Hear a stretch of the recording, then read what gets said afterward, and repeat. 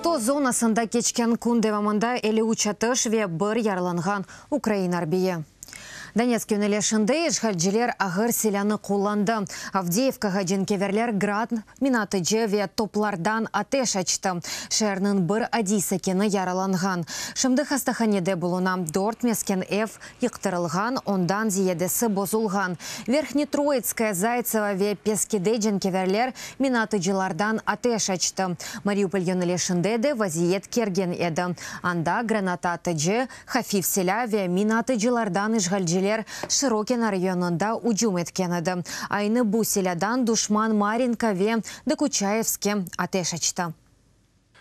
На Луганському напрямку вчора противник. Луганськ юнелешінде туневен душман АТО күчлеріне таба атешнендік хафив селяландырувындан ачқан еді. Атышқа Попасная, Бахмутов юлында олған Новоташковская, Крымская ве станица Луганская да ерлешкен мевзолеріміз оғрады. Новоташковская де душманның снайпері чалышты. Умумен туневен Луганськ юнелешінде душман сульх режиміні 11 кере бозды.